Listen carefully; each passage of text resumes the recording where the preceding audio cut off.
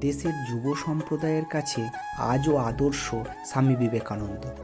নতুন বছরে সংকটের মোকাবিলা করে জীবনে সাফল্য পেতে স্বামী বিবেকানন্দের এই বাণীগুলি আজও অপরিহার্য। ধর্ম, দর্শন, ইতিহাস, শিল্প, সমাজবিজ্ঞান, সাহিত্য এইসব বিষয়ে অনন্ত জ্ঞান ছিলেন স্বামীজির। তার প্রয়াণের এত বছর পরেও তার চিন্তাভাবনা, তার উপদেশবলি আজও আমাদের জীবনের পাথেয়। যুব সমাজের আজও উৎসাহ ও অনুপ্রেরণা দেয় স্বামীজির বাণী। সেই কারণেই স্বামীজিকে যুব সমাজের আদর্শ বলে মনে করা হয়। জীবনে যখন কঠিন সময় আসে তখন সাফল্য অনেক দূরের বস্তু হয়ে যায়।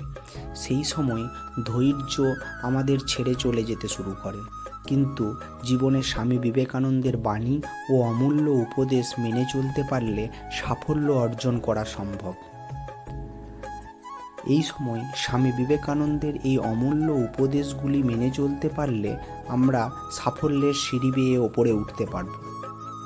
স্বামীজির এই অমূল্য উপদেশ যা আমাদের 2025-এ আমাদের জীবন পাল্টে দিতে পারে, সেই উপদেশগুলির মধ্যে প্রথম উপদেশ, কোনো কিছু শেখার জন্য মনোসংযোগ করা সবচেয়ে জরুরি। আর মনোসংযোগ করে ধ্যান করতে হবে। একমাত্র ধ্যান করেই তুমি নিজের মনের ওপর নিয়ন্ত্রণ করতে পারবে। দ্বিতীয় উপদেশ, ওঠো, জাগো এবং নিজের লক্ষ্যে না পৌঁছানো পর্যন্ত থেমো না। তৃতীয়, যতক্ষণ প্রাণ আছে ততক্ষণ পর্যন্ত নতুন জ্ঞান আহরণ করতে হবে।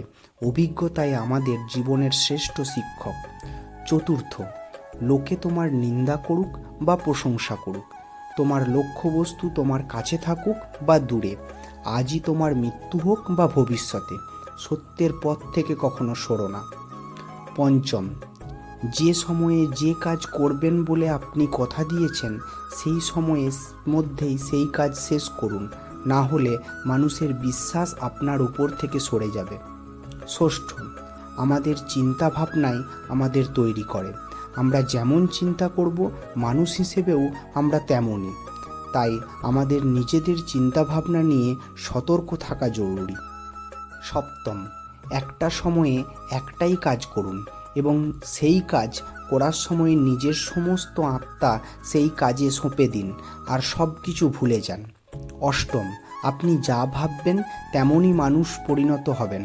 আপনি দুর্বল চিন্তাভাবনা করলে মানুষ হিসেবেও দুর্বল হয়ে থাকবেন।